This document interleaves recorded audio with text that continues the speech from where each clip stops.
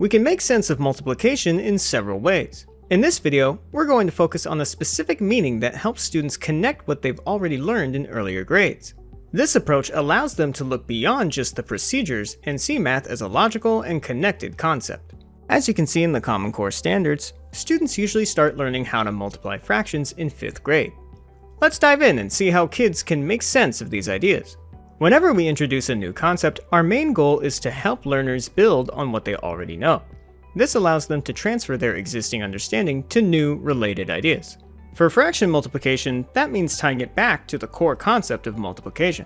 For example, when we think of 2 times 4, we can visualize making two groups where each group has a size of 4, and then find the total. Then, applying the same logic, 1/2 times 4 can be thought of as taking half of a group where the group size is 4. By teaching the concept through this progression, where we move from multiplying two whole numbers to multiplying a whole number and a fraction, we're helping students naturally extend their understanding. The next logical step in this approach is to help them see how these same principles apply when multiplying two fractions. Let's recap the key ideas behind fraction multiplication. The denominator of a fraction tells us how many equal-sized pieces are needed to make one whole, while the numerator tells us how many of those pieces we actually have. Multiplication can be thought of as finding a total when you know the number of equal-sized groups you are creating. In this way, one of the multipliers represents the size of each group, while the other represents how many groups you are making. Here's the really important part. In multiplication, unlike addition and subtraction, you're actually dealing with two different units. The total and the size of each group are based on the same unit, however, the number of groups is not. Let's look at what this means in practice by solving 1/3 times 2/5. We can think of this as making 1/3 of a group when the size of each group is 2/5.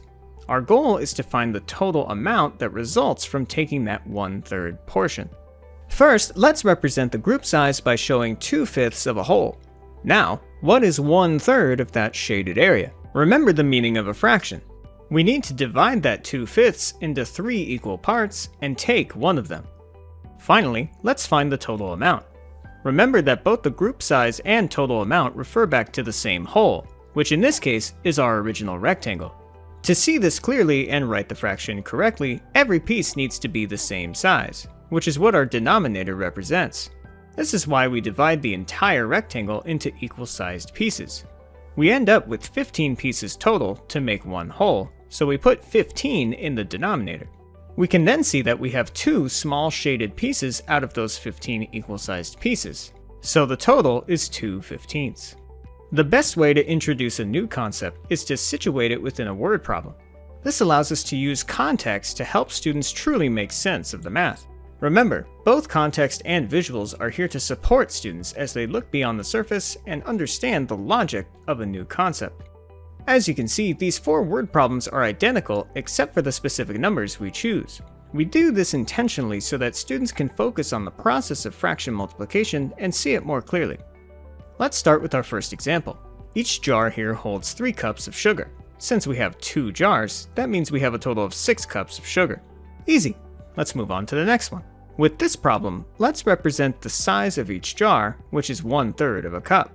Because we have 2 jars, we end up with a total of 2/3 of a cup of sugar.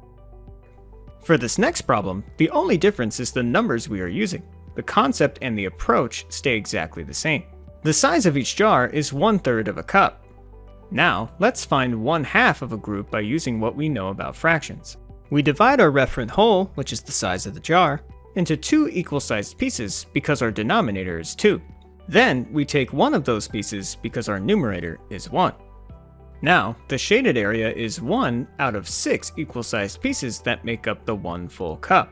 So, the answer is 1/6 of a cup. In this last problem, we follow that same approach, but now we want to draw attention to a specific pattern.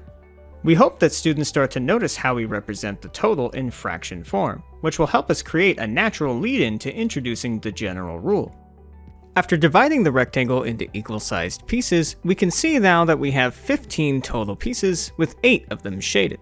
We want students to notice that 8 is the product of the numerators and 15 is the product of the denominators. This is where the multiply across general rule comes from, which we covered in a previous video. As always, if you liked the video, please leave a like and a comment below. And don't forget to subscribe to the channel for more teaching strategies. Thanks for watching.